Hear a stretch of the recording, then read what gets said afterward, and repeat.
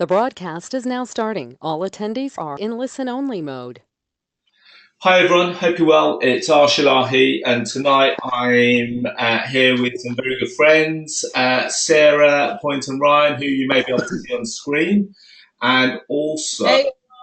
Justin Whittemore. Justin, you with us? Yeah, I'm here, buddy. Hi, guys. How are you all? Fantastic. Okay, guys, just so you know, we're live streaming on Facebook at the moment. So if you are listening on Facebook, feel free to share, tag your friends in, and we're also live streaming on YouTube as well. I think we're also on Instagram, so we're on quite a few different social media platforms. So tonight's webinar, very simple, is about rent to rent and how to achieve massive success by following the simple 5-step guide process that we're going to be talking about tonight. The majority of the content will be shared by Justin and Sarah, as I just quickly introduce us as to who we got online. So if you wouldn't mind moving on, Sarah. So who have we got online? So first of all, my name's Arsh Ellahi. I'm the author of an Amazon bestseller, a book called Boom Bust and Back Again. And as we all know, property doesn't always go smoothly. We do have good times, we do have bad times, but the ones that survive are the ones that are still there to tell the tale. I'm a monthly columnist in a magazine called Your Property Network and the Hmo magazine. I've been involved in property for quite a while, nearly 17 years full time. So you could say that I'm a person that has definitely seen the highs and lows within property. I'm owner of a multi-letting agency office, which I've been running for the last 8 years, called Rent Me Now.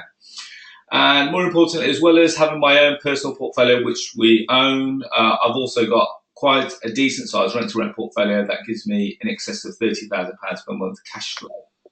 So that's enough about me. Who else have we got online? Well, I guess this is me, isn't it? So, hi guys, my name's Justin Whittemore. And sorry you can't see me today, guys. I've just literally got off the rugby pitch of my little lad playing. Anyway, so my name's Justin Whittemore. Again, very similar to Arsh, I've been in the property business a long time now. Getting on for 20 years. I first started off in a estate agency as a negotiator and worked my way up to become area manager of that company. And then I went on to open my own agency, and this was a sales agency and a letting agency. And that company itself now is 15 years old, and that's just the company. So you can tell how long I've been in property. I've traditionally invested in what we call standard property investment, buy to lets, flips, etc. But in 2008, when the market went pop, I found myself in a bit of a quandary. We hit quite some hard times, and I discovered that there was a lot of properties out there sitting empty, and that's pretty much when I discovered rent to rent. I was already a HMO landlord, but instead of actually owning the properties, I started taking control of properties, and I thought I discovered rent to rent. However, I've now come to realise that actually rent to rent is hundreds of years old. It's one of the oldest strategies out there. It's used by landowners, farmers, etc. So I obviously now run a rent to rent business alongside my other businesses, and one of my business partners is sitting there in front of you, staring straight at you because she likes to be filmed. That's Sarah. So she's watching you there. And now we've come up with a very unique ways of acquiring properties from other letting agencies. Back in the day, it wasn't too difficult to get, because letting agents just wanted to give you properties because they had all these properties sitting on their books. But I've come up with a unique way of actually being a letting agent and actually getting agents to understand what I want as well. I came up with I made an application up that I give to my sales staff, which, if used in the right way, is absolutely devastating in showing the landlords or landladies what we call gross versus net. What they think they get, they don't necessarily get. So I've come up with this idea of how to get them to say yes to lots of different things, and then at the end agreeing with actually their net figure the gross versus net. I control, over 60 properties on rent to rent, and each one of those average a cash flow of £1,000 per calendar month. So you can see this is actually a very, very lucrative business. Over to you, Sarah. Thank you. Hey guys, first of all, thank you very much for being on a Sunday night. I'm sure you could be doing a million other things, so well done for being here. I'm Sarah Poynton-Ryan, and as Justin said, I'm one of his business partners. In the grand scheme of who we've got online, I guess you'd say I'm the newbie. I've been in property for coming up to 2 years, so at the end of this year, it will be my 2-year anniversary in November. I currently run a rent-to-rent portfolio in Milton Keynes. I do that with Justin. And I also have a sourcing and packaging business, which sources all different types of deals. But because I've started with rent-to-rent, I know rent-to-rent best. I guess you'd say I do more rent-to-rent than anything else. In my first year of trading, which was 2016, so last year, we did about £100,000 worth of sales, just following the system that we're going to talk to you about tonight in terms of securing high cash flowing profitable rent-to-rents through agents and through landlords. I am also one of only 2 sources in the country that are approved to train sourcing under the ALA and NAEA property marked program or system, whatever you want to call it. Tina Walsh is the other one. So this year I've been nominated for New Investor of the Year, which is very exciting for me. I find out in 2 weeks whether I've been nominated, whether I've been shortlisted. So tonight really we're going to talk to you about what we do in our business to grow our own portfolio, and obviously what Arsh does and how those tactics and those steps can basically flip things on its head, secure more leads, more deals, and ultimately more money. So tonight you're in the right place if you really want to try and have a simple to follow system. I hear a lot, and Justin hears this a lot, and I'm sure Arsh does as well, that it can get a bit overwhelming. What to do next, what to say, why to say it, who to say it to. So tonight we're going to talk about making that all of those different options a bit more systemized for you, so you can go away and tomorrow, Monday morning, you can start putting those things into action. Also, if you've hit a bit of a wall when it comes to growing your rent-to-rent business, Justin's going to talk to you a lot tonight about how to just keep going, how to not take on too much, have realistic and achievable goals in mind so that you can grow a sustainable rent-to-rent business that gives you profit and not just massive headaches. So you're definitely in the right place if that's going to help you. And also, if you're looking for some fresh ideas to secure more deals, that's probably my expert area, is the negotiation and the securing of the deals in the first place. So we'll jump into it. 60 minutes of training. We're going to do a live Q&A at the end. So if you have got questions, put them into the comments box. And I know Arsh is kind of keeping a track of all of that. And we will also then jump in with the answers to those questions at the end. But obviously, ask us anything you need. If anything's not clear, just get us to repeat it and we can make sure you've got everything out of tonight's session that you possibly need. We're going to talk about what is rent-to-rent. So originally this was supposed to be 3 steps to rent-to-rent, but when we were putting together the content, we decided to do 2 extra bonus steps. So if it's all right with you guys, we're actually going to do 5 steps to a successful rent-to-rent business. The first one, obviously, what is it? I know there's a lot of people on tonight who are brand new, so you've not ever done rent-to-rent. In fact, there's a couple of people I know that have never even heard of rent-to-rent until they registered for this. So welcome to you guys. We're going to cover what that is. We're going to talk about the rules that you have to consider, the different terminologies, the different things you'll hear when you're trying to set up a rent-to-rent business and how that impacts you. We're going to talk about how to realistically achieve the £3,000 net profit per month within 12 months. And like I say, Justin's going to show you how to do that sustainably without going in too hard, too fast. Most people we speak to, £3,000 net profit per month is a salary replacing amount. And so we try and get you to that stage as quickly as we possibly can, but in a sustainable way.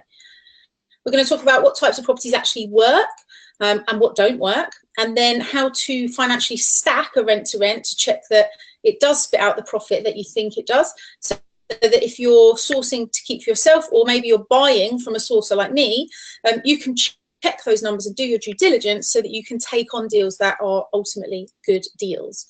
So over to you, Justin. Thank you very much, Sarah. Right, next, my turn. So what is rent to rent? Okay, well, this diagram that we have in front of you probably explains it very, very well. You can see on the left-hand side there, you've got a very unhappy landlord. That's because of many things. So we're looking for sort of unhappy, tired landlords, or just landlords that want peace of mind. So this poor old chap on the left-hand side could have lots of different things he could have. You know, obviously you can see there he's outside. He's probably locked himself out on a rainy day because he's got a big cloud over his head. But there's lots of different reasons why he'll be looking unhappy. He may have really bad tenants. He may have tenants that are not paying. He may just be tired of the lettings altogether and doesn't actually want to sell the property because obviously this is his pension still and it's still growing. So there's many, many reasons why landlords would want to give us their property. So ultimately, yes, we are property investors, but we're also what I like to call property entrepreneurs. We like to solve problems. So therefore we have a problem here. Sorry, so we obviously. Sorry, Justin, I'm just going to quickly stop there. You still there? Can you, are you actually showing your screen? Well, you should be, but can everyone else see the pictures that a couple of people have come straight in and said, I don't seem to see any pictures. Can you actually see the slides for the guys that are online? If you can, just say a quick yes or no. Okay, everyone else can see them, so fantastic. I was just making sure. Sorry, Justin, carry on as you are, my friend. Okay, no problem at all. Right, hang on, I can't even see anything now. Right, here we go. Is that better? Yeah, fantastic. Yep, awesome. Okay, fantastic. So we've got the landlord here, and now he's happy. We've come up with a solution. We've told him exactly what we want to do. That we want to take control of his property. We don't want to buy it. We want to take control of it. Where we offer him a fixed fee for his property, which he will get every single month, and you could have many different types of terms in there where we take on the maintenance, where we deal with no voids, etc., etc. But ultimately, we take the problem away from the landlord. We then sign the contracts with the landlord, and now we take full control of that. So then what we do is then we go to, we now take control of the property, and then we go and find our tenants that we want to put in that property. We then pay the landlord the fixed fee that we've agreed, and after utilities, etc., etc., whatever is left is the investor on the right hand side, which is a nice sunny day. He's very happy because now she is actually taking what is left out of everything that's been paid out, everything that's come in, everything that's paid out. Now we keep the difference. So hopefully that will explain it quite in a picture sort of way of start to finish. Next slide, please, Sarah. Okay, so these are some examples of rent to rent. There are lots of people that say rent to rent in HMOs or corporate lets cannot be done in London. Well, I'll beg to differ on that one because this is a well-known rent to rent company. Actually, the front man of this, who is on the adverts for this company, is Phil Spencer, and this company is a high-end rent-to-rent shared accommodation business in central London. London Shared control around 90 properties, and you can see from just look at the offices there. You can see this is a big business with lots and lots of profit, etc. To be able to run offices like that. These guys don't do things by half. Their rooms are spectacular. You can browse through their rooms on iPads as you walk into the reception. But it's ultimately where we want our business to be. A luxurious looking place like this, and you can see here, guys, it's more than possible. And this is done in one of the hardest cities in the country to do this, which is London, which a lot of people say it can't be done. Well, we're showing you somewhere here. Okay, so that's London Shared. And this is a different concept of rent to rent. I said there was many different ways of rent to rent. It's not just houses, guys. This is bar works, and I think this is a great concept where they take rundown, not so much rundown bars, but bars that aren't doing particularly great, and they can take control of the premises. Then what they do is they find investors to invest into the refurb of the property. And basically, when you invest in that, you basically, for I think it's £25,000, you buy a desk. You can see the desks here, And in return, what happens is the bar works then, obviously on the rent-to-rent basis, start renting the desk out as hot desks to young up-and-coming businessmen and women, entrepreneurs, etc. From bar works, you also have the bar in there, so you've got a really funky, up-and-coming place where entrepreneurs and young businessmen and women are going to want to hang out. They have social evenings, they have training evenings. A similar sort of concept, I guess, is like Entrepreneurial Sparks or something like that, which is provided by NatWest. Is it NatWest? No, or whoever it is. Yeah, it's NatWest, isn't it? Yeah. So it's a very similar concept, but a much funkier way, and certainly something that myself and Sarah are actually looking at the moment ourselves, where she's actually given us a target by having one of these sort of things not up and running, but sort of agreed by December. So really excellent place and a great thing. Okay, so this is a different type of rent-to-rent. Northwoods is probably one of the largest rent-to-rent companies in the country. However, rent-to-rent on this version by Northwoods is what we call a back-to-back. This is where they will go to, so these guys work on more volume than profit margins. So they're very much smaller profit margins, but a lot of houses. Northwoods will go to a landlord, and they will guarantee rent, no voids, etc. They'll take on maintenance, but they will generally offer you 70% of the market. Okay, so if the market is £1,000, they're going to give you 700. They will then re-rent it out to their clients, and the difference between what they get and what they give to the landlord, they keep. But before these guys take anything on, they always ask for a full month rent-free. So what it means is it gives them a full month to actually fill the property before they even start paying for it. These guys have just sold last year, sold out to Belvoir for a £23 million fee. Now, a lot of people say, well, there's no equity or no wealth in a rent-to-rent business. But I always like to tell you this one is because it shows you there that if you build this the right way, with the right people behind you and the right advice, you can build a company that's worth a lot of money. Northwoods, a rent-to-rent business sold out to Belvoir, which is a standard letting agency, for £23 million. And these guys went on to franchise their idea of rent-to-rent throughout the UK. Absolutely amazing idea, but a very true story, and just shows you that, okay, you might not be having the capital growth of the properties because you don't own them, but you can actually create a business that's worth a lot of money. So hopefully that gets you a little bit excited, of what the possibilities are out there. Sorry. Okay, so can I just stop you right there? You can, mate. Okay, very quickly, for the guys that are live streaming online, whether it be Facebook, whether it be YouTube, whether it be Instagram, we're going to stop the live streaming right here, and we're going to carry on specifically for the webinar. Now, on all this streaming, underneath you've got the link, which is bit.ly/R2R success. So if you like what you've heard so far, all you're going to do is click that link and you can join us on the rest of the webinar. So I wish you all the very best for the evening, and we look forward to speaking to you on the webinar. Take care. Good night. God bless. So sorry, just okay, my friends. That's absolutely fine. Yeah, no problem. Okay, so there's more than one strategy in rent-to-rent. Okay, so and different names for it, etc. So we have the let-to-rent, the rent-to-rent, let-to-multi-let. Okay, so this is where we take a property, let's say a 4 or 5 bedroom house, and then we rent it out by the room, like a HMO.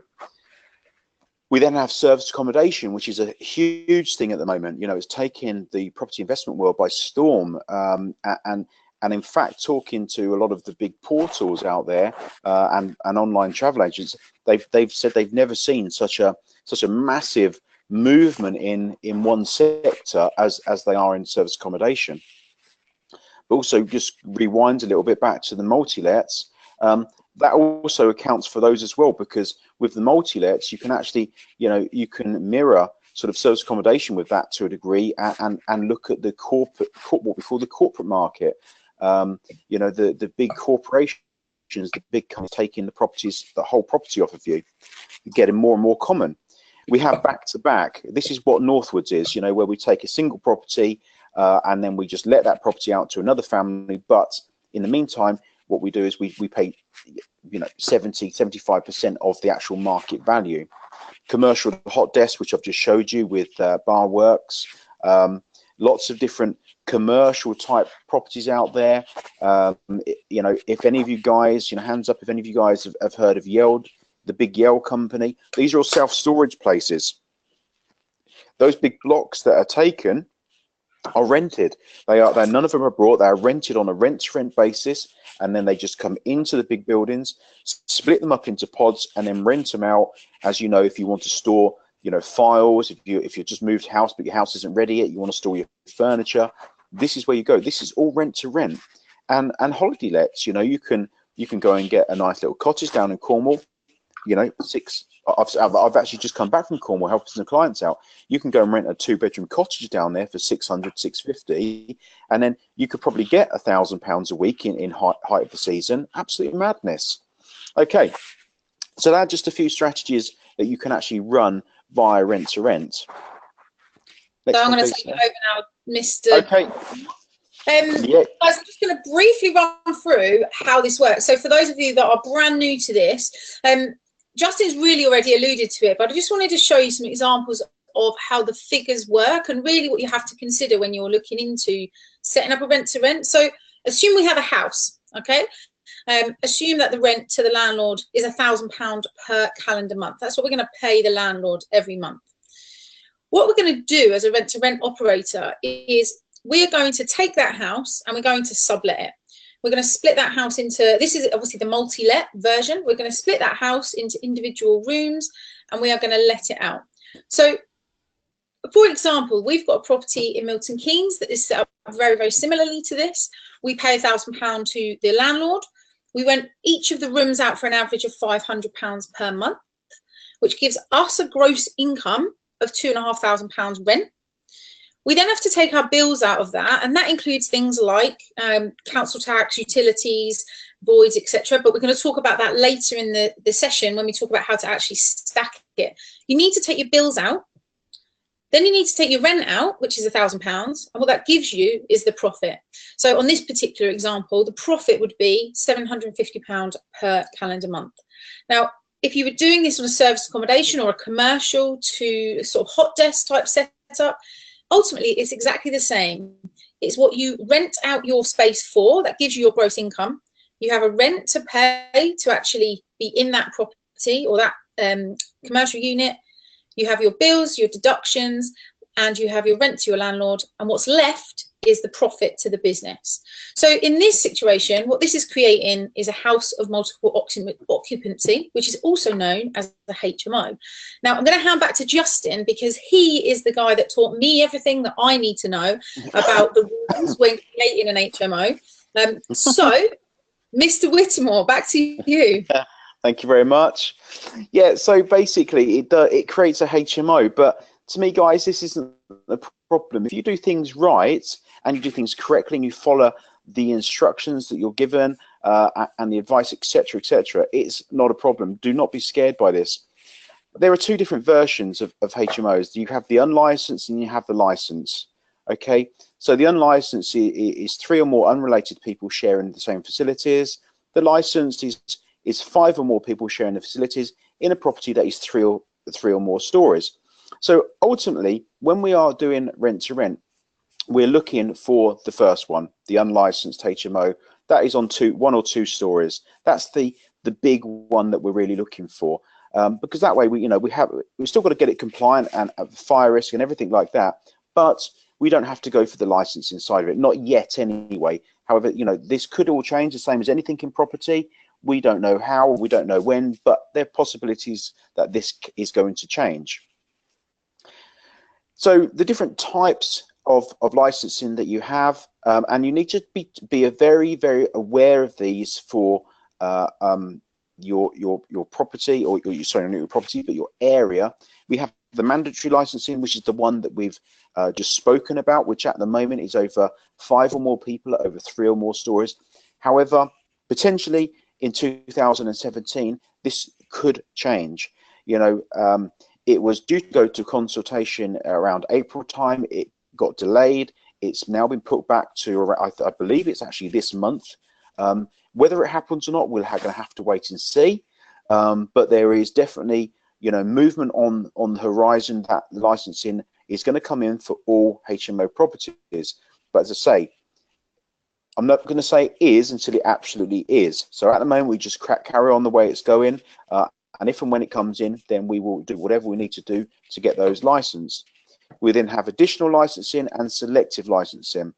I'm not going to go into each one of those too much tonight, but we need to be aware of those for our strategy. And if do we have any of that in our area that is going to hinder what we're doing?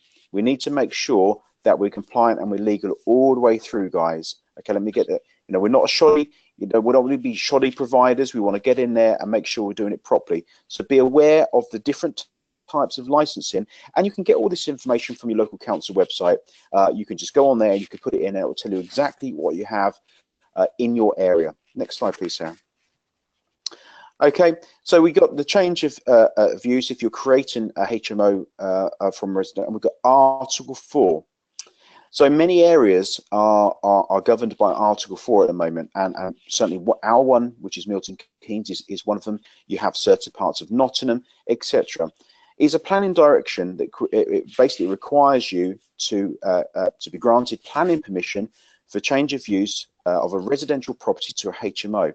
Now, you will generally find this Article 4 direction in and around student areas, universities, etc. It was designed to create a control mechanism to control the spread of HMOs around university towns, because obviously it was getting a bit out of hand, and it was designed to slow it down. However, some councils took it upon themselves just to put this, you know, just take this. For instance, Milton Keynes has it in Milton Keynes, and we don't even have a university. Okay, so it doesn't mean that it has to have a university. There are some types of Article 4 that you could have a look on your website, and it may say this area has Article 4, but you always need to call the council and actually find out, is this right? Does it have Article 4? Because you might have an Article 4 on like a conservation area. So you might have it on a conservation area. So it doesn't necessarily mean it's on the residential. It might just mean it's on, and I have seen this before. Okay, not all areas are Article 4. You know, some in like Milton Keynes is blanketed, so every single road, every single estate in Milton Keynes is Article 4. But then you could go to different areas around, and if you look at Northampton, you would have Article 4 in Northampton, but it will only be on certain roads, and that's certain roads of high density of HMOs due to the university, etc. So all of your councils will give you this information where you need to look, and it will tell you where Article 4 is. It will tell you what roads it's in, is it a whole blanket, etc. If this is the case, then you need to speak to the you need to speak to the council to find out, right, what do I need to do?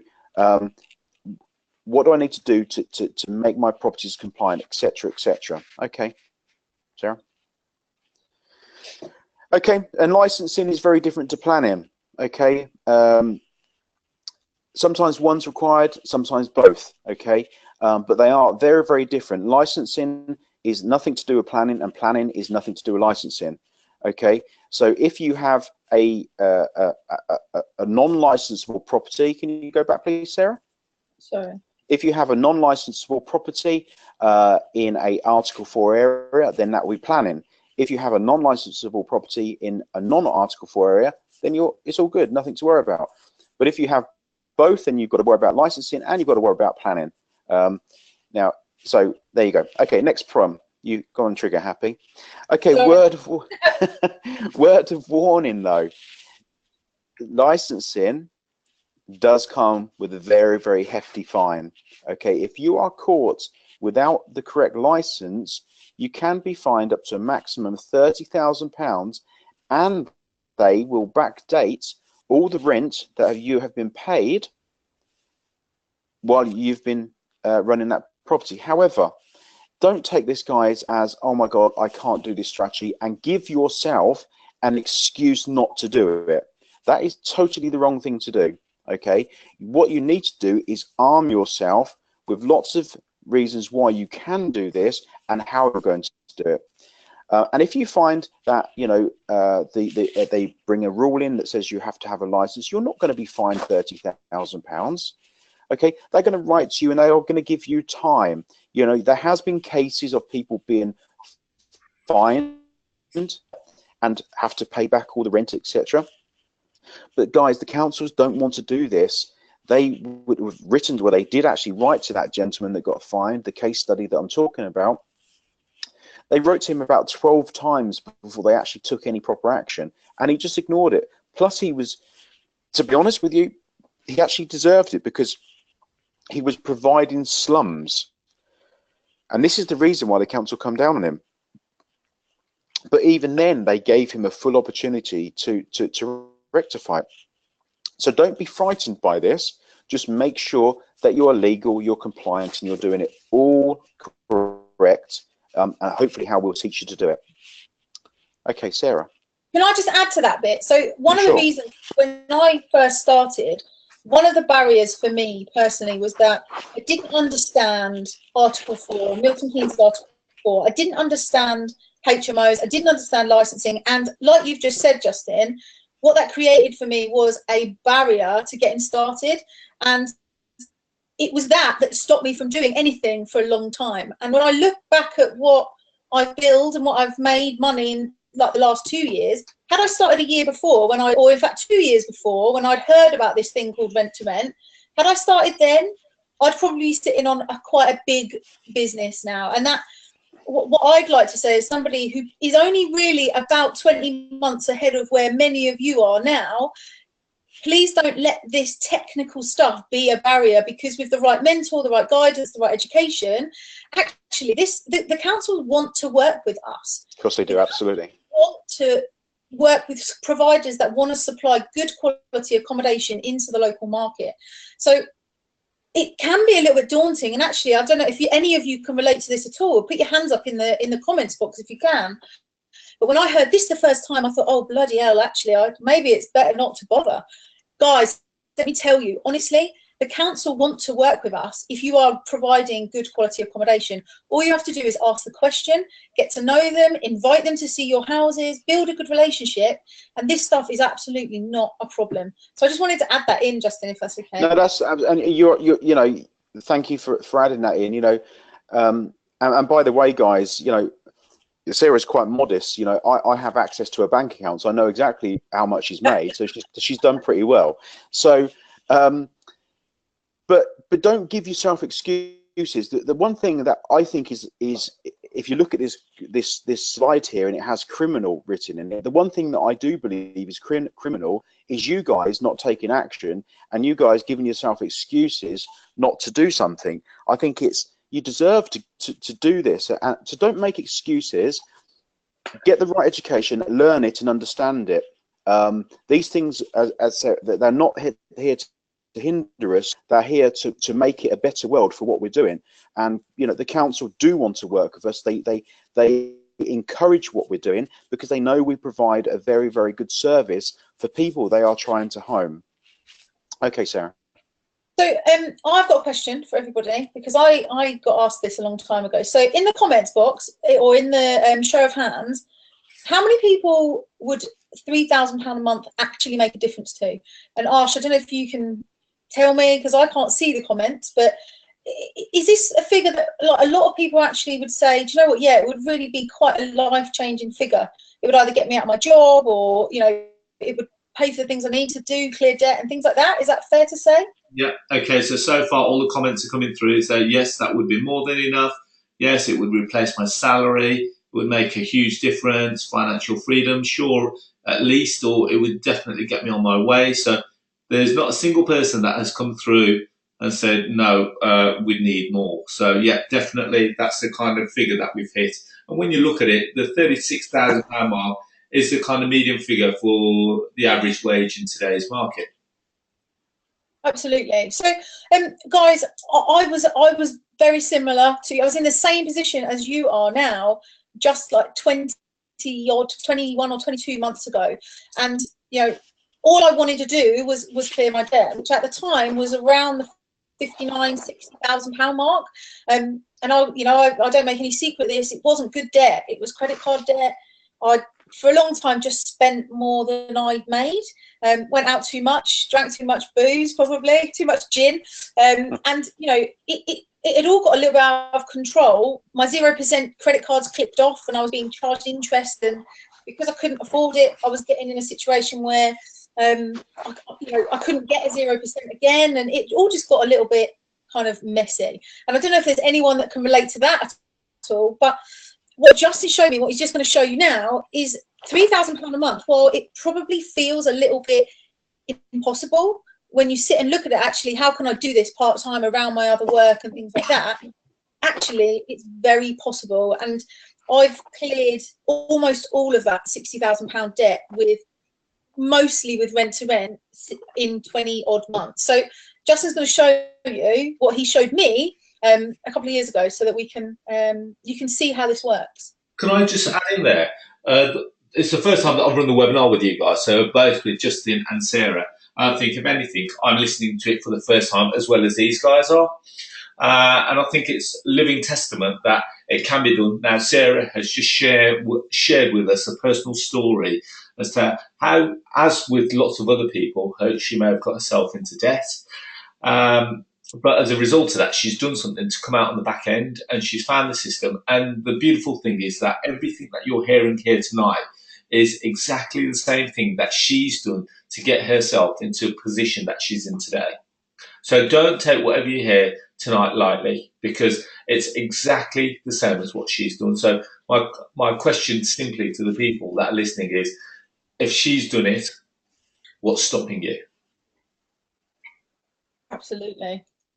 Absolutely. So if we're just looking at this slide here, so one of the things that when I first started mentoring Sarah, actually, one of the things that I said, well, how much do you need? Where do you want to be? What do you want? Now, of course, Sarah gave me a great big figure, and that figure was very scary to her. And in her mind, she'd already, to a degree, given up. You know, she was like, "There's no way I can't." You know, There was no to a degree about it. I'd 100% decided it was impossible. Absolutely. So one of the things that I like to do is to chunk, what we call chunk things. So break it down into sections, break it down into easy, manageable chunks that is very easy to digest. Okay. So, you know, you go and grab a 32-ounce steak. You're not going to eat that in one hit. So what you do? Well, you cut it down into chunks. You cut it down into manageable chunks that you can digest and chew and actually realize, well, actually, yes, I can do that great big steak. Well, I can anyway, but I'm a pig. So let's look at this. Okay, so we're talking 12 months now, and one thing that gets me, and one of the things why I like to train is because I don't agree with people saying that, you know, you are going to change your life and be a multimillionaire in a month. Well, if you win the lottery, you might do, okay? But what we're going to try and teach you is how to build a sustainable business. And that doesn't happen overnight. It comes with hard graft and putting the hours in and working. So we're going to chunk that down. So month one, we make a property. And by the way, guys, I'm not even going to make this look particularly exciting. Because what I'm going to do for each property, I'm going to say to you, each property, I want a minimum of £500 a month. Now, I have properties that reach, you know, well over that. I have properties that reach over £1,000 a month. Sarah has properties that reach well over £1,000 a month. So yeah, my highest is 1,200. There you go. It's from one property. So what I'm going to say to you guys is, right, one property. All I want from that one property from you guys is just £500 a month. So I'm not even going to make it hard for you.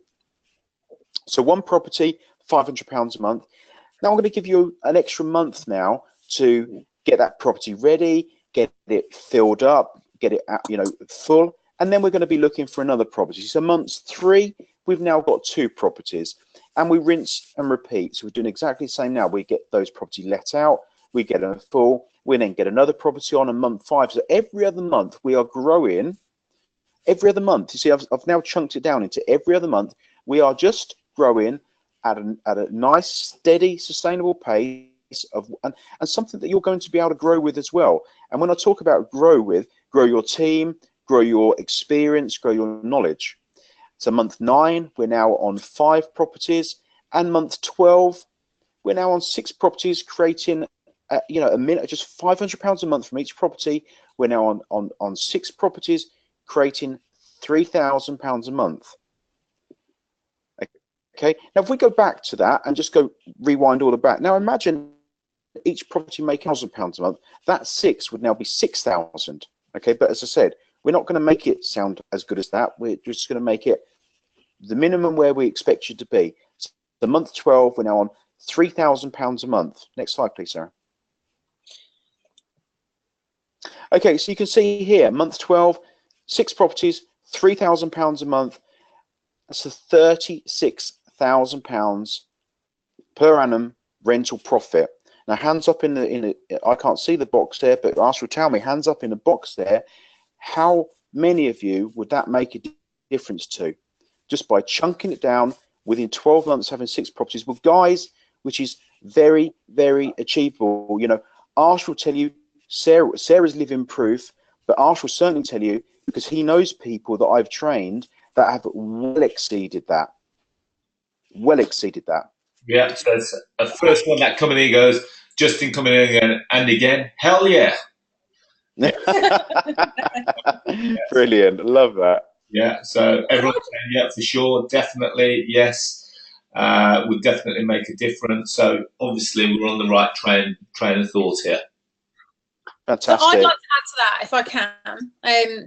Before we jump on, and I didn't do a slide on this, but I probably should have. But what's really interesting about that model that Justin's just showed you is it's very, very realistic. Now, I guess you'd say the thing I'm best at is sourcing, finding and negotiating, securing rent-to-rent. That's the bit that I enjoy the most. It's the bit that I do the most of. Now, when you learn this system and you learn how to do what we do, what my team do every day, and like Justin said, growing sustainably like that has allowed us to grow a team. We've now got guys that work in the office with us. We've got maintenance guys that run our houses. There's all we've actually built a business. It's not just us running around being crazy landlords. We've built a solid business now.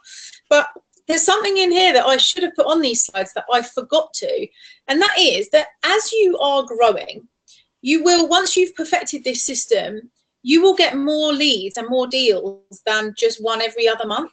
You just will. Now, what we've done, or what I've done, is found a way to monetize those as well as creating the rent-to-rent portfolio, and that is to actually package up the ones that you don't want, which then adds in even more revenue. And I know tonight's about running rent-to-rent, so I don't want to get drawn into that, but once you get this system right, and you can negotiate with agents in the most articulate way, you understand the contractual side, you understand the money, you understand how to give benefits to a landlord that really does solve a problem for them, you will find that the leads come from like as if by magic. And if you can't sustainably create that portfolio for yourself yet, because you might not have the budget to do it, then you've got the opportunity to either JV with somebody or package them up as well and sell them for a fee. And my fees range from anywhere between £3,500 and £5,000 per deal for a rent. So it's additional revenue there that you can secure without really needing to go down just this route. I agree with that, Sarah, because for the majority of the people that have probably come off my database, you'll see that on a day-to-day basis, I sell deals to a database every day, approximately 2 deals a day. So we're doing approximately 10 a week.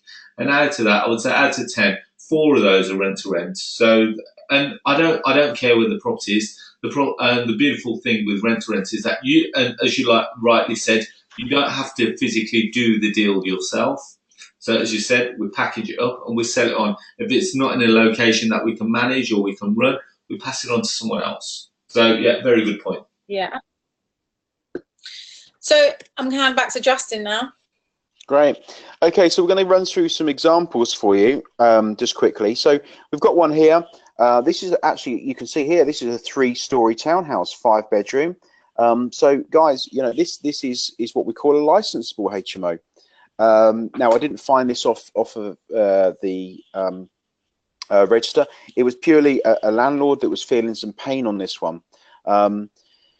So the landlord came to me, asked me what I could do, and we agreed a deal, a win-win situation for both. And this is not all about us, remember. This is a win-win for both, a win-win for me and for the landlord. But you can see here from the outside of it, you know, this was in poor state.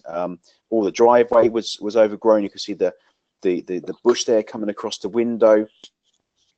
He was an overseas landlord, and just the person that was looking after it was doing an absolutely awful job. Now, the going rate for this property, as a standard residential property, was £900 a month for that area. But if we go back to the thing I was talking about earlier, when I was talking about one of the apps that I built, which is what I call the Yes machine, or the gross versus net, this was shown to the landlord, and the landlord was asked to put all the figures into the gross versus net, the Yes machine, which showed them actually, or showed him actually, what he was netting out on. And believe it or not, after all expenses, this landlord was netting out on under £550 a month, because the running expenses was just ridiculous of what he was being charged. So for me to actually offer the landlord £700 a month is actually over market rent, because the net market rent that he was getting was under £550. So me offering him over that, yes, it was less than what the market rent was, let's say, of £900, but the actual net version, I was actually paying over market rent. And this guy was, you know, was really feeling some pain, and he totally understood what I was doing, and he took the deal. So council tax and bills, you know, I've averaged it out there at £400. Now, it can go as high as you know, £500–600 a month, but it averages out around £400 a month. My cleaning expenses, 121. So that's that roughly cash flows around £859 per calendar month. And I had all my money that I put into that property out within 2 months. So no money into that property after 2 months. Okay, next one. So this one is in Pulborough. This was a beautiful family home. The landlord lives in Singapore, and this was always let out to families. So the landlord took pride over his property. So every person he put in there, he refurbed the property, spending thousands on it each time. And every time he put a tenant in there, he got it trashed. And anyway, he called my agency and spoke to me and said, look, you know, this is the problem I have. I've heard lots of good things about you yourself and your agency. I've read some forums, etc. And I'd like you to look after my property. But I want you to make me a guarantee. And I said, what's that? And he said, I'd like you to guarantee that you won't put tenants in there who are going to trash it again. So I said, look, you know, all due respect, as much as I believe in my team and as much as I believe in what we do, I can't guarantee you that, because I just do not know how people are going to behave once they're in there. And I can't, you know, I don't have a crystal ball. I can't control that. And you could literally hear the air, you know, going out of his body. It was just like, oh God, no, I'm not going to have to go through this again. But then I went and said, look, I've got a solution for your problem, and that solution is I will become your tenant. And you could hear him, even on phone. You could see his face change. We're like, oh, what's really? Tell me. So I explained to him what we did, and that we would be the tenant. You know, we would take control of the property. We would let it out to our clients, and any damage we'd be responsible. We would check the property on a weekly basis, etc., etc. And I explained the gross, and the market value for this property again was around the 900–950 a month mark. To be honest with you, I didn't really have to talk to him about it. I offered him £700 a month, and he actually took it. He was like, well, no problem at all, just have it. Because now I said to him, you know, the only time you're going to hear from me is a happy Christmas and a happy New Year. That is all you're going to hear from me. And he was like, that would be me fine. So we took the property on, and this one cash flows around £900 to £970 every single month. We had all of our money out of that property within 1.5 months. Next one, Sarah. So I'm going to take it from here for a little minute. Okay, you crack on. So, guys, what we really wanted to show you tonight is, if you are getting started, or you're brand new to this, or even if you just, for whatever reason, just keep butting heads with things like licensing and planning and all that sort of stuff, the way that I began last year was to just go quickest possible route, least barriers, and that was to target 2-story properties, 3 bedrooms or 4 bedrooms, 3 beds with 2 receptions or 4 beds with 1 reception, that just doesn't need a license. And I found that actually that's been the quickest possible route to getting a deal on, or to get an opportunity that you can keep in your own business, or potentially even package on and sell. And what I'd suggest is that you guys start with this, because when you go onto Rightmove, or you go onto Gumtree, or wherever you're looking, there are so many properties that meet this criteria. Actually, you don't necessarily need to worry about hitting the kind of licensable 3-story complex multi-lets, or anything more complex than that, until you've really nailed how to get started, how to secure it, how to negotiate it, the right contracts to use, you know, how to advertise and get your rooms filled and all those sorts of things. So for me, and you know, this, Justin gave me this advice a little while ago, was just keep it simple. Okay, what I find with all the people that we train, actually sometimes it's very easy for you to get caught up in all the different possibilities that this industry presents. I would recommend that you just keep it simple, target 2-story houses, 3 or 4 bedrooms with 2 or 1 reception room that doesn't need a license. It will be your quickest route to your first deal, I promise you. When you're looking at these, I work on a basis of the rule of 5. I guess that's the best way to explain the way that I kind of very quickly appraise before I go into spending lots of time on it. So if you look at any deal, the reason that we want to target 3 bedrooms, 2 receptions, or 4 bedrooms with a reception, or as many receptions as possible, is because room 1 generally will pay for your rent. Room 2 will pay for your voids buffer, which you have to have in your numbers. You have to factor in the fact that it won't always be full. Room 3 will typically pay and cover your utility costs. Room 4 will pay for council tax. And then room 5 becomes your profit. Room 6 is your profit. Room 7, room 8, etc. is your profit. So the reason that we say target those types of properties is because it's really, really difficult to bring a landlord down far enough and negotiate hard enough on the rents for properties that are 3 and 4 bedrooms only. So what we're trying to give you tonight is a system that gives you quickest possible route to securing a deal that gives you high cash flow, so you can hit that £3,000 a month.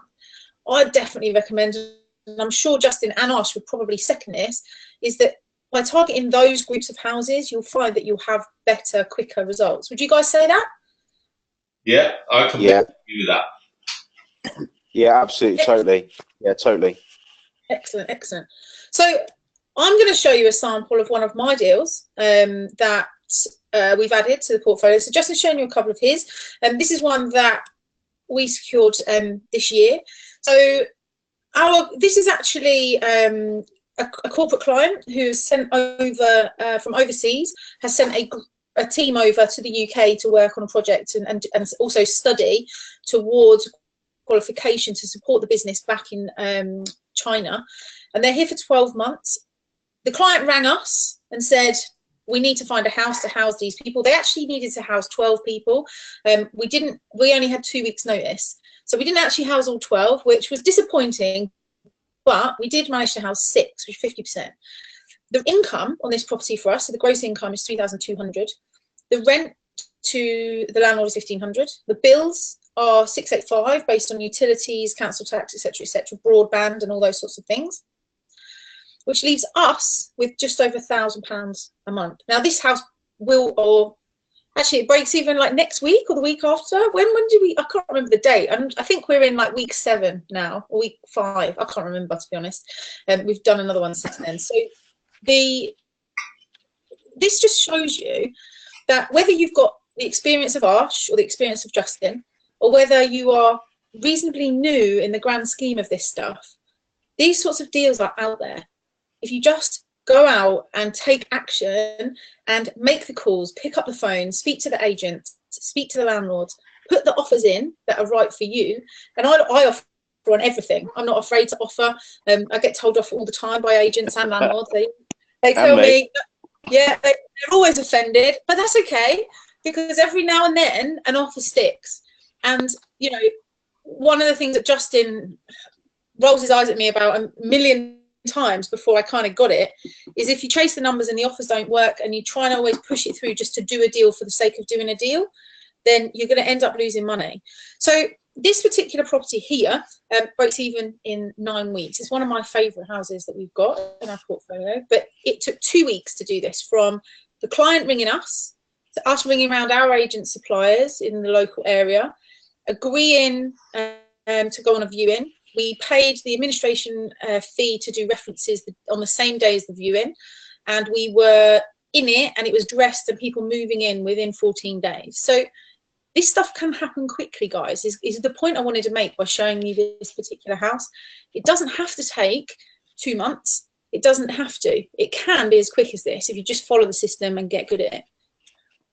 Can I just interrupt on that? Sorry, Arsh. Can I just interrupt on that one, guys? Also, with that one, which Sarah did, the actual lead that came in for the people that took the house came in before she actually got the house, and it was just a random message that she got on Spare Room. That then she took action, found out a little bit more about those people on Spare Room to find out that there was 12 of them, I think, Sarah, wasn't there? Yeah, there was. And then Sarah went straight out and actually sourced a property purpose for those people. And just to show you, this is just thinking outside the box. Just thinking outside the box. That's all it is. Sorry, Sarah. Or Arsh. While Justin was sunning himself on a beach in Cornwall, I wrapped it all up. The one thing I've got to say, sorry, Sarah. Just going to say, one thing that I've taken away off that slide in particular, and I think you hit the nail on the head. And I think people, a lot of people that I've come across, are too scared to put an offer forward. And like yourself, I offer on absolutely everything. Because what's the worst that they can happen? What's the worst thing that they can say? They can say, unfortunately, Arsh, that's a little bit lower than we expected. And it's then that's then the starting point for negotiation. Would you agree? 100%, 100%. I think when I first started, I got a bit embarrassed about offering low numbers, and I felt like, I don't know, I just felt like it was rude in some way. I don't know if anyone can relate to that. Maybe stick some, let me know in the comments box. Ask, tell me whether anyone just feels a little bit cheeky by going, do you know what, this is my offer and it's really low. And they kind of go in with this, oh, I don't think you're going to accept it, this is my offer kind of tone. Anyone relate to that at all? The one thing I always suggest is that obviously everyone that we've got online hopefully is in some form or shape involved in property. So the way that I always look at it is from the point of view, if someone came and approached me with that proposition, how would I feel? That's how I always look at it, from 2 points of view, from the investor and also the prospective person taking on the rent-to-rent. And when I look at it, when I look at the proposition, and if you present it, and now the one thing I'll give you for free tonight, guys, is you've got to write down what is your USP, what's your unique selling point, what makes you better than the tenant that's going to take it for 6 months, what makes you better than the letting agent offering to let it for that landlord.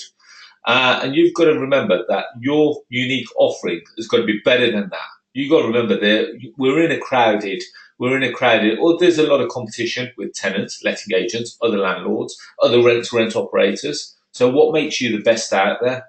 And remember, there's nothing wrong with offering what you're offering, providing that you can justify it. Now, as Justin and Sarah both said, they've created something called the Yes Calculator or the Yes Machine.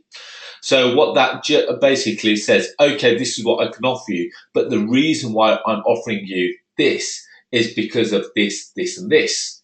Now, people, as Justin said, get hung up too much on the gross figure. So, and it's almost like bragging rights. My property rents out for £900 a month. You know what they say? I can't remember. Gross is vanity. Cash flow is... Profits vanity, net is gross is vanity, net is sanity, or something like that. Exactly, that was it. So, it's far too many people get hung up on the fact that it's producing £900 a month, therefore I must achieve £900 a month. No, it's not achieving £900 a month, because that's what you're charging. Now take out all the other costs, your letting agents fees, your voids, your maintenance, and all the other costs that are associated. The net is the one that you have to really hit home on. So that's really good as well. 100%. And also on that, as someone who, what I do day in, day out is I sit and source houses. That's what me and my team do. We sit, there's 3 of us, and we literally just bang the phones all day, sourcing houses for us, sourcing houses for investors. And I always say this all the time, it's something I just go on about, is every single negotiation that you enter into is won or lost at the beginning when you make the effort to ask the questions about how you can help somebody. If you think that you can offer low at the other end without having figured out how you can help them, you're never ever going to win that negotiation. So to kind of make that tangible and give you an example, if you've got a landlord who's really struggling with voids, but you don't find that out, you don't ask them, then when you get to the other end, if you start pitching them on things like the fact that we have cleaners going in and we inspect the houses, but you don't tell them, or you don't really reiterate the fact that we're going to guarantee he has no voids, then you're not aligning with what his problem is. You're not giving him an obvious solution to his problem, which means you might not win that negotiation. What you have to do right at the beginning, something we teach, is you need to do your discovery stage properly. Don't rush it to get to the point where you're making an offer, because if you don't have the intelligence that you need to be able to deliver your offer in a really well structured way that shows why they absolutely shouldn't be saying no to you, then you're unlikely, you're not in a position where you're definitely going to get a yes. Whereas if you take the time to get to know them a little bit, ask them questions about their situation, what you can help them in, there's a couple of really great questions. Do you enjoy being a landlord? Yes or no? If it's a no, why not? Tell me why not. Get them to tell you what their current situation is, because I promise you they're all different. And when you come to pitch at the other end, use their language. If they've talked about the fact that they have to travel miles, then talk about the fact you're going to save them hundreds of pounds in fuel. It's about gathering intelligence and delivering a solution to their personal problem. So I've added that in for nothing. There you go, guys, a little bonus for you. So when you are calculating these numbers, this is a really, really simple way to do it. And I see deals on Facebook all the time that terrify me, and I know Justin does, and I'm pretty sure Arsh will love as well, where you've got gross rental income minus rent equals profit. These sorts of deals are not deals. So if you see these on Facebook, please make sure you're digging into a little bit deeper how they've come up with those profit figures, because if your deal is not presented like this or in something similar to this, where they can show you the gross rental income with comparables, so you can see the spare room comparables, for example, screenshots, those sorts of things. The utilities we calculate at £65 per person per month. Now that includes gas, electric, water and TV license. Council tax, obviously every house is different. You just need to go out and actually find, there's a really good website called mycounciltax.org.uk. You put in the postcode, you put in the door number, and it tells you the exact council tax figure for that exact property. So you don't have to guess, you don't have to go on the council's websites, which I'll be honest are a bit of a pain and very slow. You can actually just get the exact figure, break that down over 12 months, take that out. Repairs and maintenance, we put in a buffer of about £20 per room per month. So on a 5-bed, £100 per month. Voids, we assume that every single room in that house will be empty for a billing period, so a month, each 12 months. So for example, you take the gross rent and you divide it by 12, and that gives you a monthly buffer to allow for voids.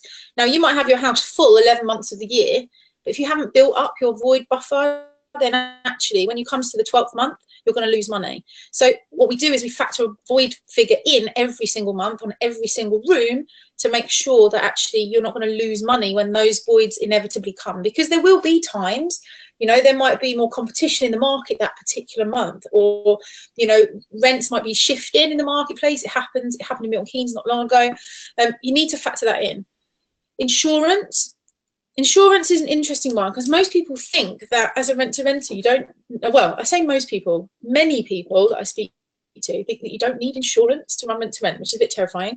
You definitely need public liability insurance, 100%, in case someone falls down one of your stairs and breaks their neck. But on top of that, part of the negotiations, you can offer additional insurances to be able to sweeten the deal for the landlord or the agent. Things like rental guarantee insurance, you know, these sorts of things, you need to obviously get a figure for them, and they need to come out against each deal because they've got to be paid for by somewhere. Broadband, £40 on a house, probably up to about 6 bedrooms. Anything above that, you probably need to be looking into the £60 broadband packages with BT or TalkTalk or Utility Warehouse or whoever you use.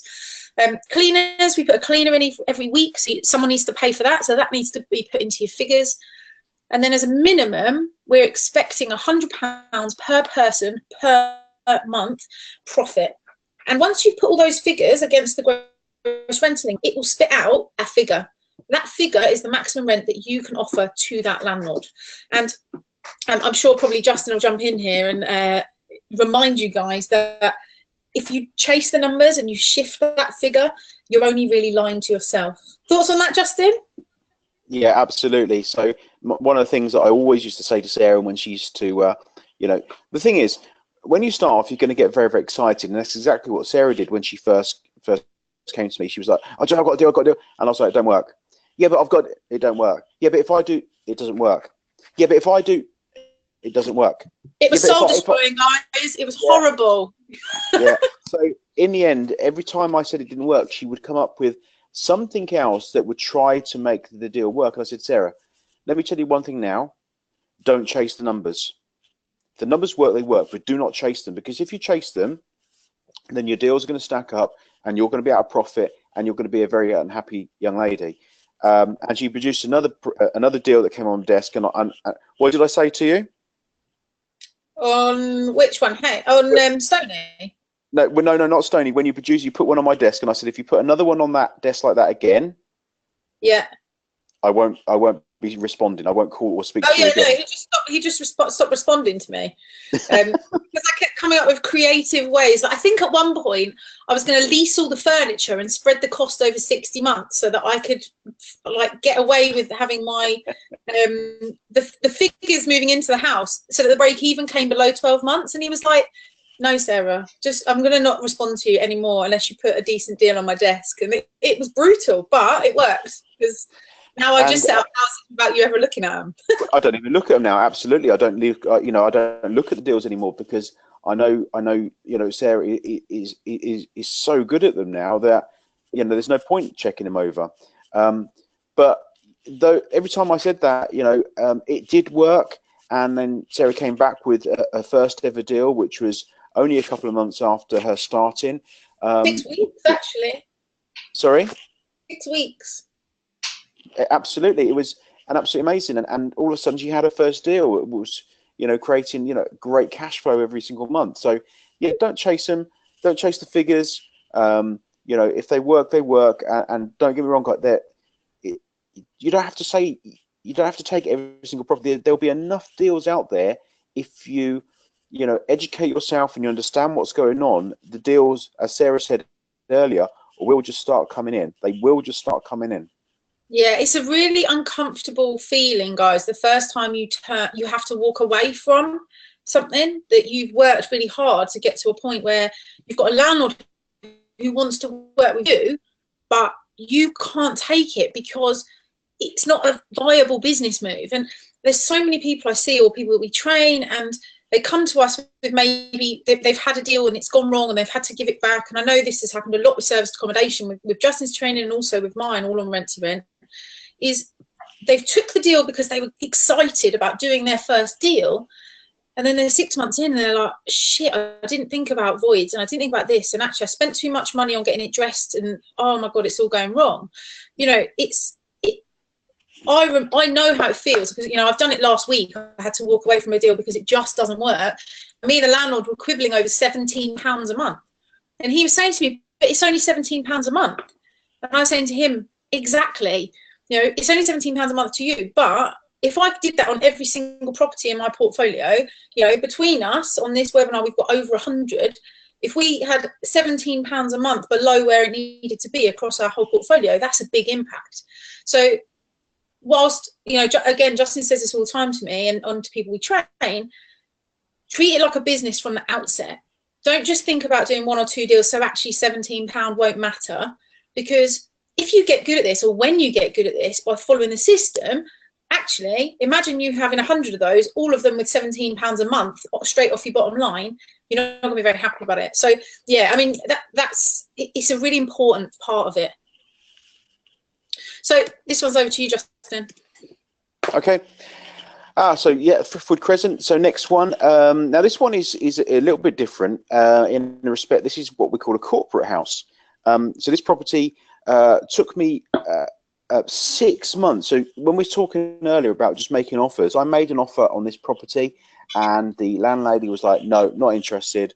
Hate everything about it." And it was like, okay. So I pursued this. I kept seeing it advertised.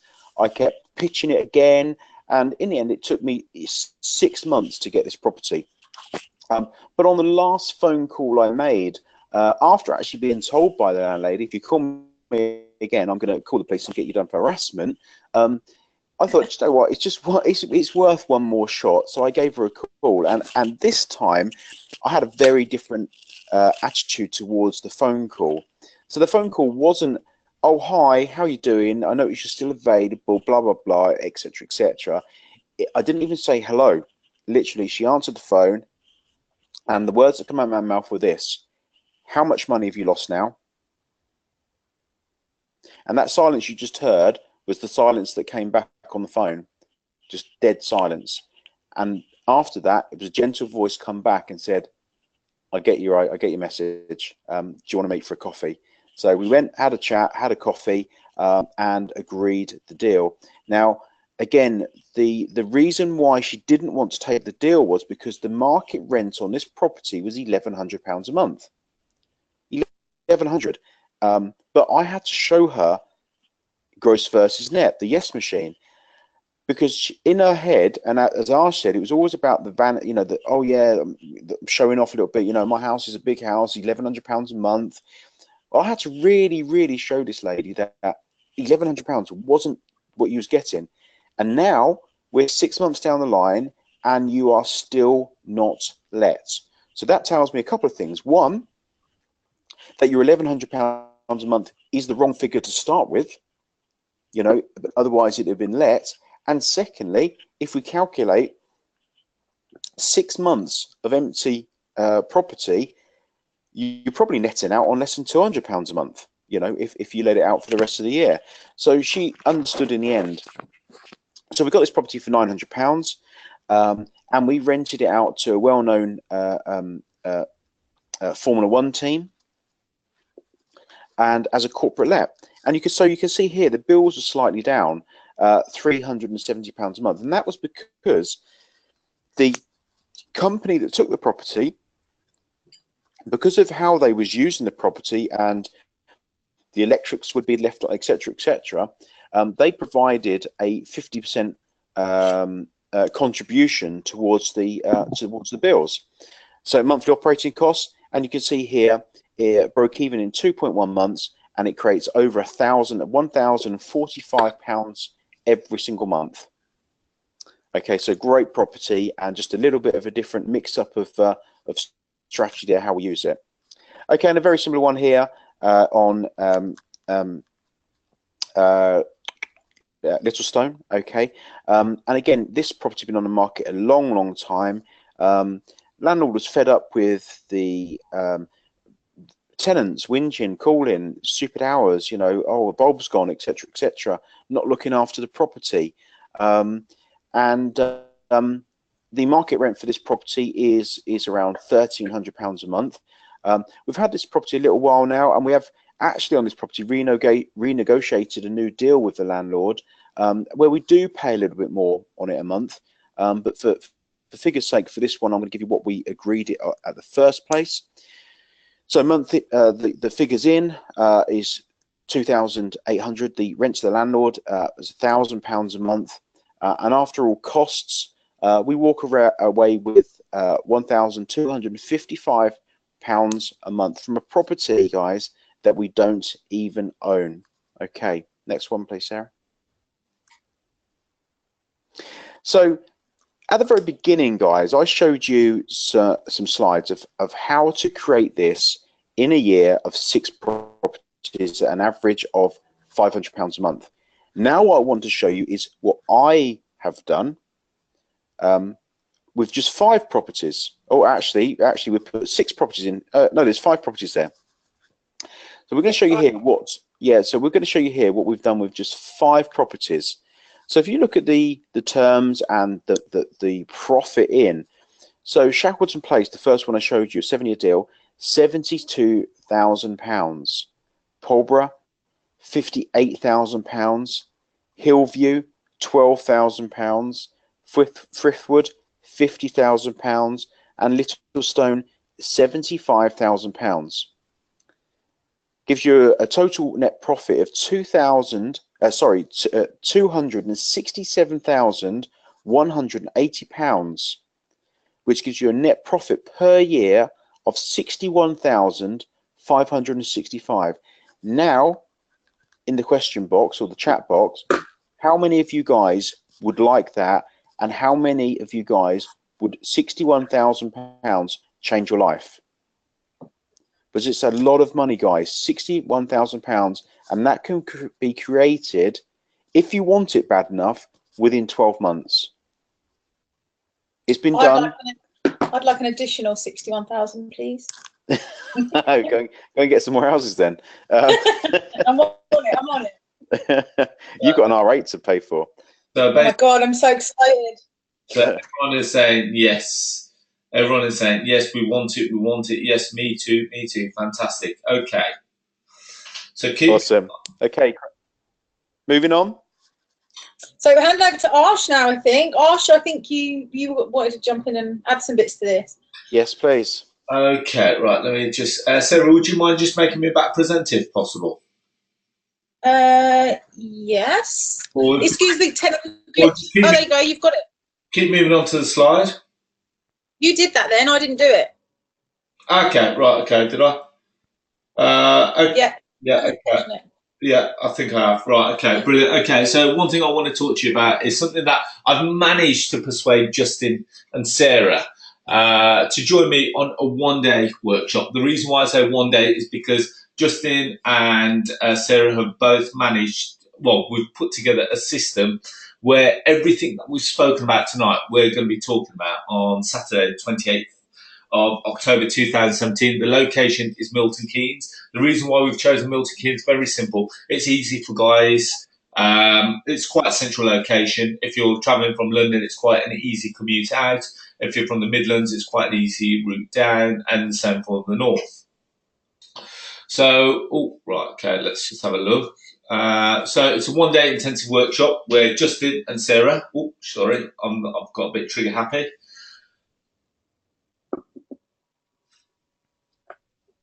Sorry, Sarah, I think you might need to control this part. I think I've pressed it too many times.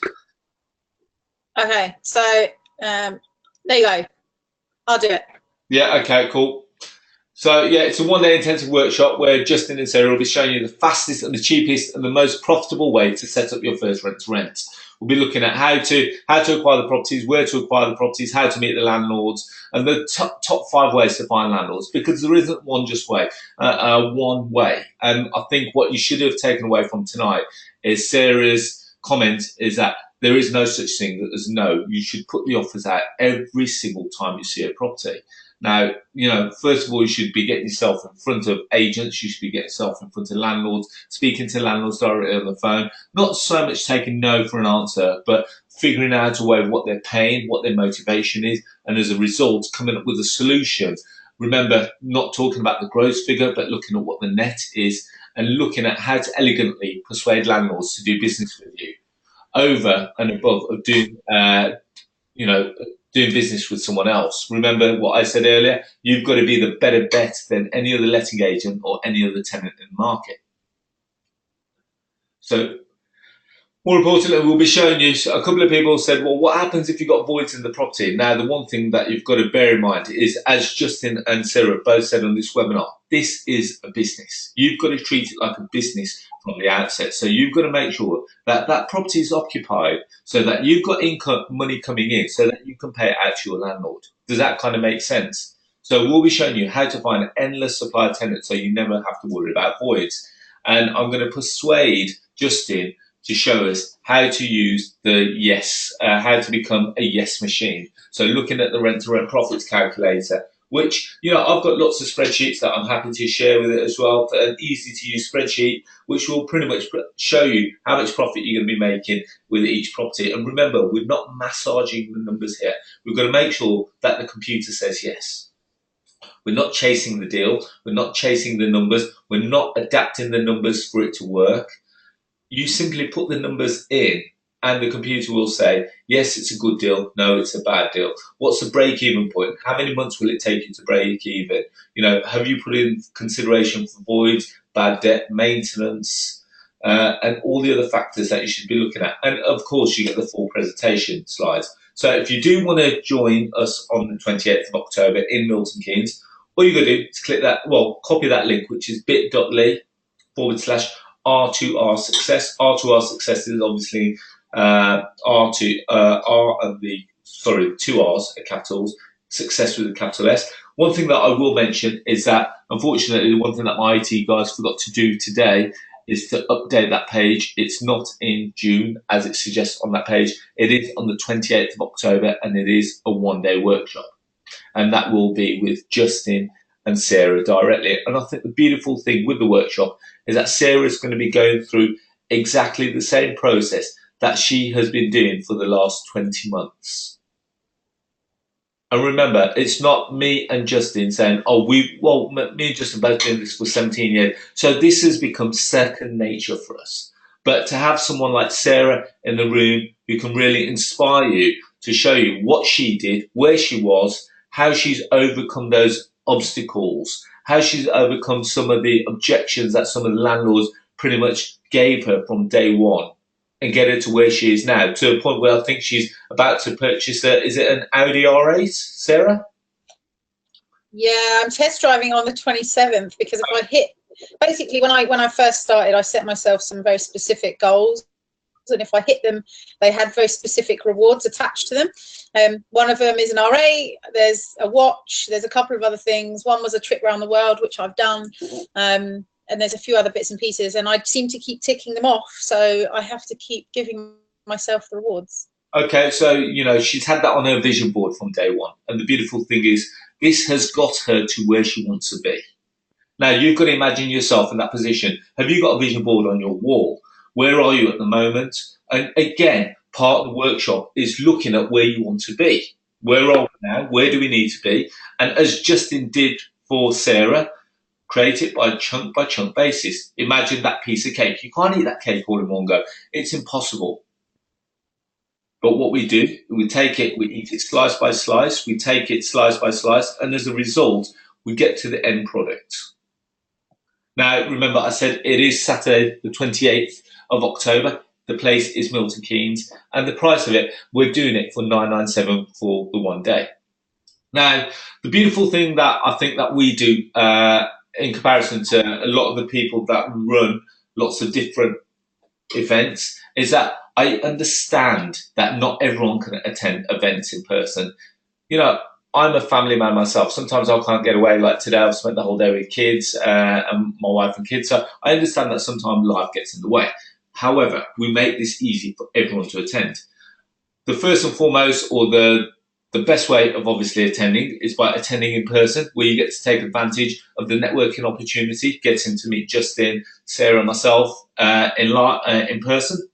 You can also live stream it from the comfort of your own home. So just like you're doing this evening, you're live streaming this event, but whereas with the live stream, you'll be seeing us and you get to ask us questions pretty much like as if you're in the room. You get all the content, you get all the slides, you get all the packs prior to the event so that you're there just as if you're in the room.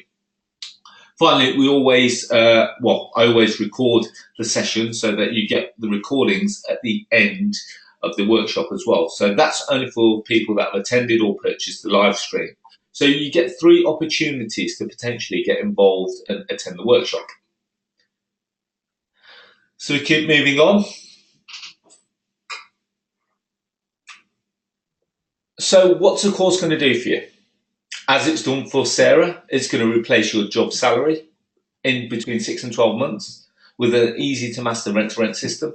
It's going to show you how to quickly get your first property in the first, we've put first 3 months, we're going to say within the first month or within the first 2 months. It's going to also allow you to spend more time with your family or do the things you want to do in life without feeling the pinch by finances or time.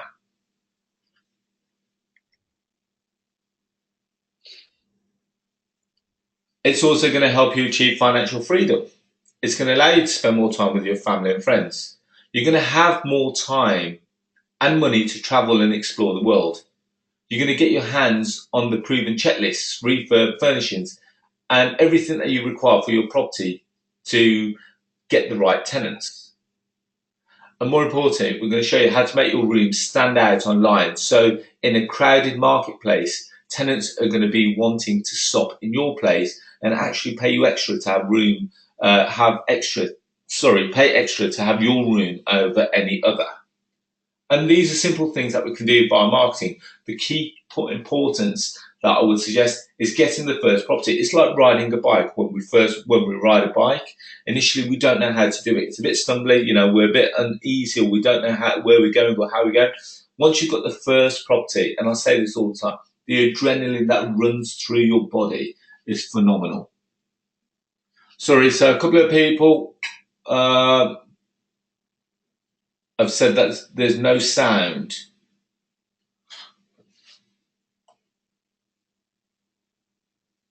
So, sorry, I'm just quickly checking. Have we still got sound?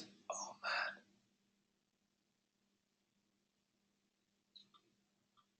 If you can let me know, that'd be fantastic.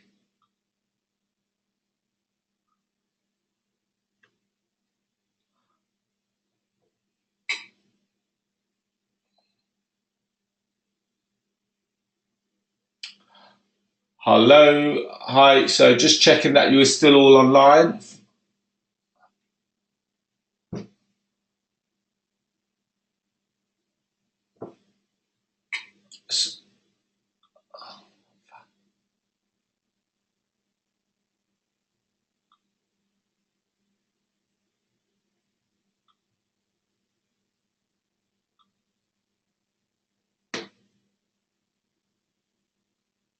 So guys, can you still hear me? If you can let me know, that'd be fantastic.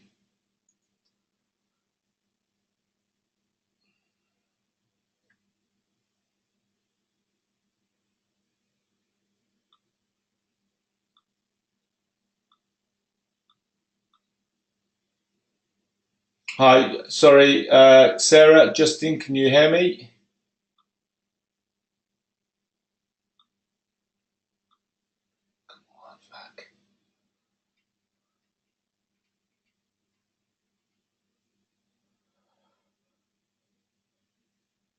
Gosh, now I think. Ah, are we back? Yes. Ah, God knows what happened there. Right, okay. I don't really know what happened there. We lost into cyberspace. So, okay, so Sarah, it's like I said, it is Saturday the 28th. Apologies if we just lost you there for a second. We had a bit of a technical hitch. So it is Saturday the 28th of October. The location is Milton Keynes, and the times are 9 a.m. to 5 p.m. So to book on, all you got to do is click the link. So bit.ly/R2R success. We are going to come on to a massive Q&A session in a second, so if you stay with us. So I want to say pretty much before we go to quick Q&A session. Thank you for your time to learn on how you can make a recurring income without buying a house. And I hope that you've found these secrets to build a property business useful so that you can decide if you want to quit your job. Now I'm going to go to the questions. Right, okay. Okay, so Mez has asked a question. So what kind of support do you get after the event? So that's a great question, because we're going to set up a specific property forum on Facebook so that you get access to Justin and Sarah and I, so that you can ask questions. As well as that, I'm going to be speaking to Justin as to what we can offer. I think what we generally tend to do is also create like a mini WhatsApp group so you can get in contact. If there are any questions with regards to your journey after attending the workshop, you're more than welcome to come back to me at any point, and I'm always happy to help. I think that would go for all as well as Sarah as well. Yeah, and I mean, just to add to that, I have a Facebook group called the Property Sourcing Hub, which is very much focused on sourcing side of things, not necessarily the running of rent events, but you know, that's it's about 2,500 strong community. You're welcome to join that, and you know, I'm obsessed with Facebook. I'm on it all the time. So if you've just got questions, you can always kind of contact me on there. I'm sure, and Justin the same, I think. Well, yeah, absolutely. But we will have a dedicated, group on Facebook, as Arsh has said, where there'll be files uploaded into there, etc., etc. And if you need anything, we will be there. You know, I'm not going to say if you ask me a question at 10:30, 11 o'clock at night, I'm going to answer it, because the likelihood is I won't. And and I don't even answer Sarah at that time. But you know, you don't be scared, guys. You won't be alone. We will be here to support you. We will be here to, you know, ultimately we want everyone to be a success. You know, it is a small world we live in. There's plenty of business for everybody, and we want people to be successful. You know, I don't do this to make the rich richer. I train people that want to better themselves, that want to make a new start, that want to you know, I actually really enjoy, you know, Sarah will tell you, I really enjoy training, helping people, because there's nothing better than seeing, you know, someone succeed because of what you've shown them. You know, I mean, it's a huge thing for me. You know, from the sort of background that I had, you know, when I was, you know, growing up, being dyslexic and everything like this, for me to be able to now help people better themselves means an awful lot to me as well. So you'll get huge support from us, guys. Okay, brilliant. Right, one of the questions that Anthony's come back, he goes, will the course cover how to get tenants and what systems to use for tenant referencing, etc.? Yes. Okay. It's a really short answer. Yeah, 100%, because it's one of the things that we focused on. It's really important to get the right tenants. There's so many different ways that you can reference now. You know, I know people that are, and it's something we started doing a little bit of, but you know, even just using things like Facebook to just have a little check. You know, there's a lot of information in the public domain about people that they don't really think about when it goes up into the public domain. So yeah, you know, we're going to talk about all those different tactics that we use to make sure that the tenants are the right tenants. We're also, I guess, we'll touch on corporate clients as well, because we've got a bit of a mix of those. So yeah, I'm pretty sure yes is the answer. Okay, so there's quite a few questions, Justin and Sarah, relating to capital import. With all your properties, there's quite a low break-even point. Are you able just to slightly elaborate on that? Sure. Okay, so very often the properties we take don't need huge amounts of work. You know, obviously the ones that we've showed you there are ones that don't need huge amounts of work. So the input in there, we don't pay deposits. So whereas a lot of guys teach people how to do this, and they're going to have to pay deposit, but you've got to take that into consideration. You know, you've got quite a hefty deposit. You're not going to break even in 1 or 2 months. But ultimately, our ingoing costs are pretty low indeed. In the respect that we don't pay deposits, we do pay a small reference fee, and really all we have to sort of get back is our costs of furniture, etc. Now, you know, you've seen that most of our properties are making, you know, over 1,000 and plus per month. We don't have to have many months running in profits to be able to break even very, very quickly. So yeah, no, I'm not going to say to you guys that you don't need, you know, this is a no money in strategy, because it's not. You have to have some money aside to put into this, to pay for the furniture, to pay for the referencing, and, you know, odds and sods and whatnot. But it is, for a strategy goes, a very, very low input strategy compared to a standard buy to let, where you have to put, you know, 50, 60,000 pound deposit down.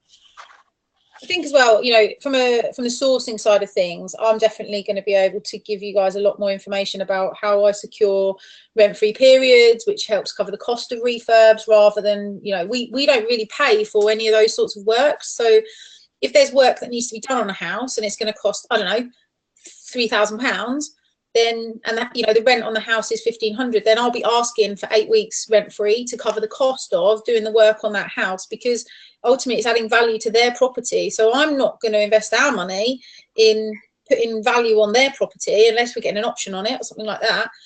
You know, we're going to be able to show you how you can structure those conversations so that you can position it as a benefit to them for that work to be done. So we'll talk about all of that stuff. Yeah, I think the new.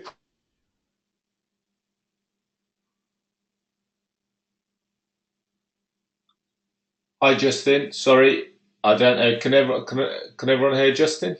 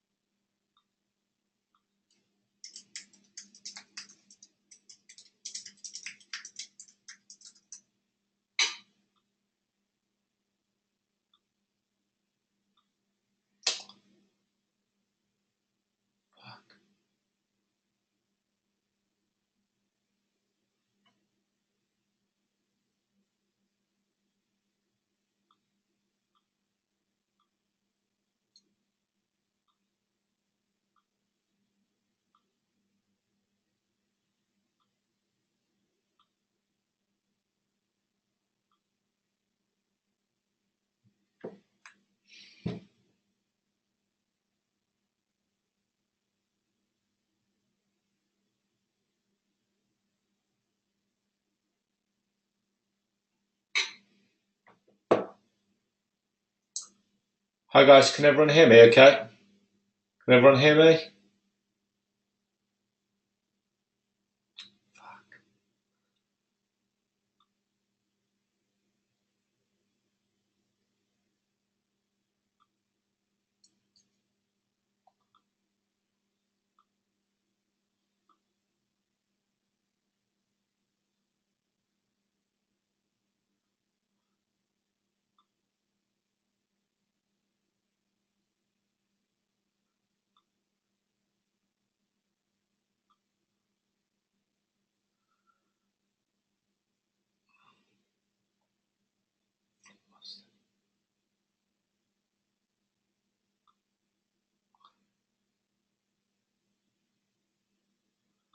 Hi, Justin. Hi, Sarah.